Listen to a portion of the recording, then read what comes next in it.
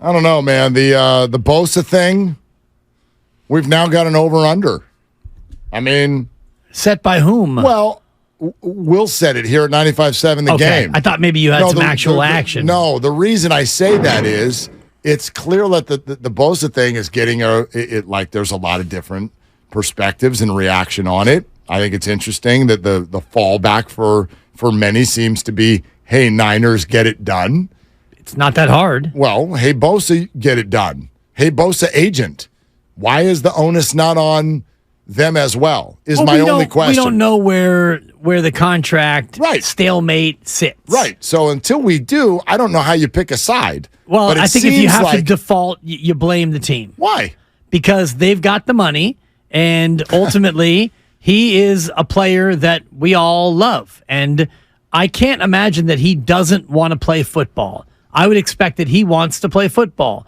He wants to play football. I'm a fan. I want him to play football. The only thing keeping him from playing football is the team for whom he plays football has not signed him to a contract. Okay, but short of knowing the details, right, all those things being equally true, I put the onus on the team to get it done. Except for if you're going to say that, how would you not make the exact same set of statements for the 49ers? You said, I can't imagine that Nick doesn't want to play football. I can't imagine that the 49ers don't want him to either. Well, then get it done. Well, Bosa's agent, you too. For sure. I'm not saying it's 100% or zero, but I think when you look at who you're going to blame when you don't have any detail. Now, if it comes out that if it's leaked, if Michael Silver has a report in the SF Chronicle behind a paywall, hopefully someone I know subscribes. Luckily, I do. And Nick Bosa is asking for $75 million a year, fully guaranteed. Okay, now the pendulum shifts. Hey, Nick, what are you doing? But short of knowing the detail, to me, the onus and the blame falls on the team. What if he's asking for $35 a year? Pay him. Pay him. What? Pay the man. He's the best defensive player in the team, in the league. Pay that man his money. Just pay the dude. How you do business. Of course it's not. You don't do that. I love when fans do that, and believe me, I'm with you. Why would we skew ownership rather than player? The owners have more money. They get away with bloody murder on this stuff. I totally understand that, but this is a hard cap league. Right, and you've pissed away so many millions of dollars already. You've got D Ford still with a dead cap number. Everybody's and got you've got that. Trey Lance with a huge salary, and you may not have him. Might be the and cheapest you paid quarterback room in Nate football. Sudfeld $2+ million, and you never used him. No, but these are all my points. But everybody has those. Yes, it's a hard cap league. You've got cap room, and he's the best player in the league on the defensive side of the ball. Pay the man. Okay, and so you're fine then. If that's your position, then you are totally fine when Brandon Ayuk leaves next year and the Niners are like, well, Mark, you told me that. Mark, you told me repeatedly, cap schmap. And I don't know if those were your exact words. It'd be a lot cooler if they were. Those are my words. Cap schmap. Thank you. Jeremy Schmap. ESPN. Thank you. Yeah, those are my words when put through the framework of the way you do business. Sure. I did not mean cap schmap, hey, Trent Williams, George Kittle, Fred Warner, Christian McCaffrey, Nick Bosa, and in 3 years, Brock Purdy. Just come in and give us a piece of paper. Whatever the hell you write on it, no problem. Oh, you'd like double what the second best player at your position makes? No problem. We're not talking double. You're using hyperbole to try to agitate me. It's an agitation sensation. No, I'm using hyperbole because I believe that's what I'm getting. What's the top of the market right now? Is it 29? 30? 29. And that's Luke Donald, right? TJ Watt. TJ Watt. And Luke Donald my plays head's golf. in golf, exactly. I did that on purpose. And hasn't played it well for years. No, it's been a while. That was a very odd. It's because last week we were doing a thing about you meant Aaron Donald? Childish Gambino, Donald Glover, and I made a Danny Glover. I made a bunch of mistakes. So, yes, Grandy, I was wrong. And Aaron Donald's not a pass rusher. No. It's an interior lineman. But anyway, go and ahead. he's making like top of the market for TJ Watt at 29. 28. $28 million. What's the guaranteed number? Like 100? His guarantee was 80. The top guaranteed number is his brother, Joey. Okay. Joey Bosa, 102 guaranteed, on a 5-year, $135 million contract. His AAV, though, is $1 million lower than Watts at $27 a year. Sure.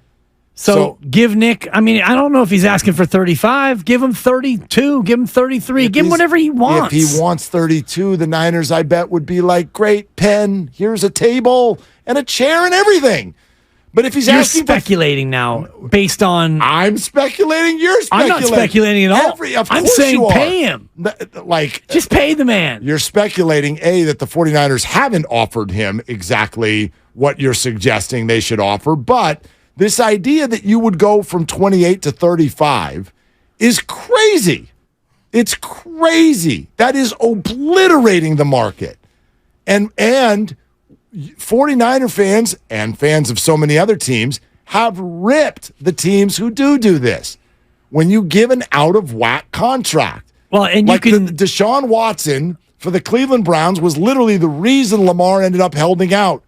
And Christian Kirk is literally the reason why Tyreek Hill does not play for the Chiefs, and it's why A.J. Brown doesn't play for the Titans. Well, Christian Kirk is not an elite player. He's not the best player at his position in football. Yet was given almost elite money. But that's somebody else's problem. It doesn't mean that you should try to lowball Nick Bosa or whatever you're doing. I'm not, but again, that's the speculation. I don't think he's being lowballed. The 49ers have been on record. We know damn well this is going to be the highest paid defensive player in the game. We're ready to roll.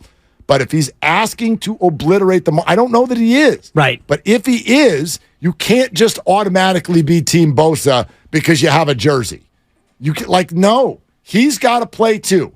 This has got to be a true negotiation. Sure. But again, as a fan, I don't really care how much it costs the 49ers. And yes, there's going to be a crunch at some point, even though you told me. See, I do. You told me Cap Schmap. Cap Schmap. And you told me that they were going to be able to keep Debo and Ayuk and Kittle and Trent Williams Fred and Charvarius. Let me qualify it. You told me that I could have them all. And I believe that. Unless someone obliterates the market. An extra $5 million a year is not obliterating the market. Yeah, it is. They've got cap room as we sit. Not much. And you're going to get out from underneath Trey Lance sooner rather than later. Well, you got more than $6 million under the cap. And Nick is making 18 or 19 already this year. Listen, all I'm saying is, can we be open-minded to the fact that we don't know what's holding this up? Of course. And if you knew all of the stuff, you might blame Nick. You might. Well, it depends on. And I think that if it was really Nick being unreasonable, then I would imagine that there would be a whiff of that would come out. If he was being unreasonable and the team was frustrated at the fact that he was being unreasonable, there would be a certain amount of leakage, as the French would say. Something would leak out or drip out of an organization that used to be a sieve, by the way, for information, and you would get a little bit of a whiff of, well, the reason why there's an impasse is because the player's asking to reset the market. But what you can say that in both directions. If the 49ers were being unreasonable, don't you think the agency would? Absolutely. Yeah, and we've heard nothing. So then what's the holdup? Well, the fact that we've heard nothing, by the way, is a great thing. The fact that we've heard nothing tells us that I believe there is still respect at the table. Because look around the league right now. Have you heard anything with regard to Josh Jacobs and the Raiders? Yes, you have. Have you heard anything about Jonathan Taylor and the Colts? Oh, yeah. He wants to be able to seek a trade. And Jacobs is reportedly now closer to a deal with the Raiders. Right, except for Jonathan Taylor about a week and a half ago was reportedly on his way to showing up with the Colts, and now he's got permission to seek a trade. You're hearing things because that's what happens when people negotiate in the press. Sure. The Niners and Bosa have not reached that point yet, and that to me is a very good sign. It's a big yet, though. Absolutely. It's a big yet. Absolutely. With 20 days to go, and that's why you've got me a little bit upset. The way that relationship has gone to this point, I would be shocked if it got there. Remember, it got there with Debo. It hit the press. This man wants a trade. XYZ, that's being offered or not being offered. But that played out over the summer. It did. This feels a little bit more imminent to where... No doubt. It's like every single day that goes by, it feels like we're getting closer to that sort of a point. One of the reasons I've been chilling on it the whole time is because we've heard nothing. Yeah. And that tells me that nobody's like nuclear mad. They might be annoyed, might be frustrated, but nobody's nuclear mad because they're not trying to curry public favor yet. But either by Wednesday, that for me, he's either in camp or we've at least got word of a deal, or does it get to go public? That to me, that's a big day. That's a big day. That's Wednesday. The last practice before a preseason game. And then after that, you're just tweaking things and building things and planning things to get ready for Pittsburgh. Yeah. And that's not a lot of time. No, it's not. And already it feels like he will be on some sort of a pitch count in that opener. And I know that he doesn't play more than 75% of the snaps anyway. They like to rotate all their guys, but it feels like with every passing day, that percentage is going to go down. And you don't want Nick Bosa to have to hurry to get ready and, rush his way in and no preseason. That's one thing, but to not play at all and to try to ramp up for Pittsburgh in 20 days, it's got me worried. No, it's not great, and you also know it sets something up that's unfair to him, which is if that he gets hurt, people will blame the holdout. I had no idea what he's doing. He's a Bosa, so he's probably working out like a madman right now. Right.